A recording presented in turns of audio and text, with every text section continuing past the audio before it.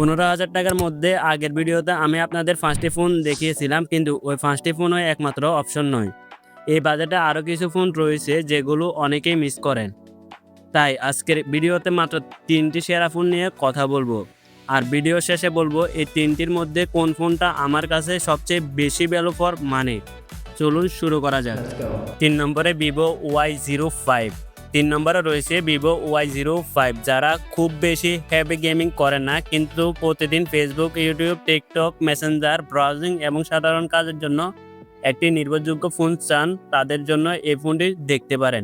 Vivo Y05 এর সবচেয়ে বড় আকর্ষণগুলোর একটি হলো এর বড় ব্যাটারি। অর্থাৎ যারা সারাদিন ফোন ব্যবহার করেন এবং ভালো ব্যাটারি ব্যাকআপ চান, তাদের জন্য একটি বেশ ইন্টারেস্টিং একটি অপশন। ডিজাইনের দিক থেকেও ফোনটি দেখতে বেশ ক্লিন এবং মডার্ন। তবে একটা বিষয় মাথায় রাখতে হবে, আপনার যদি মূল লক্ষ্য হয় হেভি গেমিং বা খুব হাই পারফরমেন্স কাজ, তাহলে এই ফোনটি আপনার জন্য সেরা চয়েস নাও হতে পারে। কিন্তু ডেলি ইউজ এবং ব্যাটারি ব্যাকআপ যদি আপনার প্রায়োরিটি হয়, তাহলে ভিভো Y05 আপনার তালিকায় থাকতে পারে।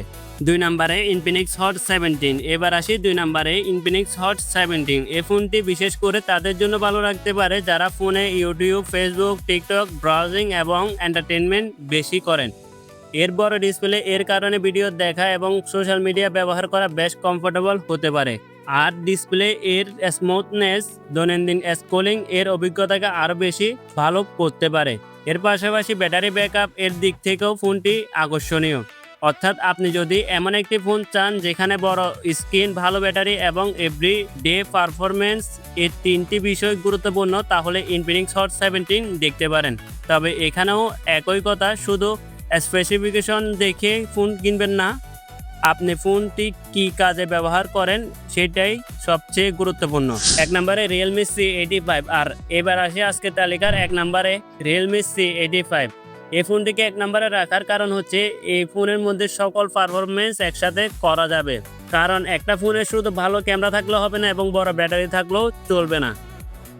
ডিসপ্লে, ক্যামেরা, স্টোরেজ, চার্জিং এবং এভরি পারফরমেন্স সবকিছু মিলিয়ে রিয়েলমি C85 আমার কাছে ভালো একটা অপশন মনে হয়েছে। আপনি যদি ফেসবুক, ইউটিউব, ব্রাউজিং, ফটোগ্রাফি এবং সাধারণ মাল্টিটাস্কিং করেন, তাহলে এই ফোনটি আপনার জন্য বেশ ভালো একটা চয়েস হতে পারে। বিশেষ করে যারা ফোন কিনে একসঙ্গে অনেক ধরনের কাজ করেন, তাদের জন্য এটা একটা ভালো একটা ফোন হতে পারে।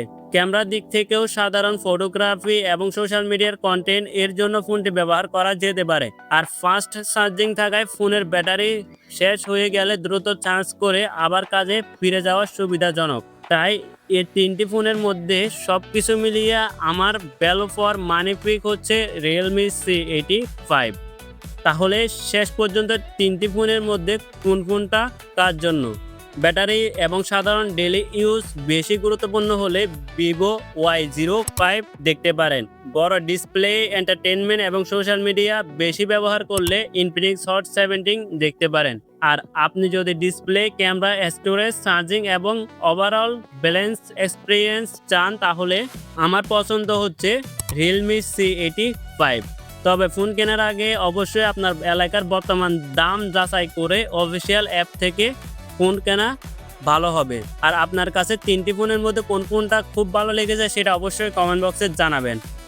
আর অবশ্যই আমাদের চ্যানেলটিকে সাবস্ক্রাইব করে বেল আইকনটিকে অল করে দিবেন। আর হ্যাঁ, ভিডিওটা যদি কাজে লাগে তাহলে অবশ্যই একটা লাইক করে দিবেন। তো পরবর্তী ভিডিও আসা পর্যন্ত ভালো থাকবেন, সুস্থ থাকবেন। আল্লাহ হাফেজ।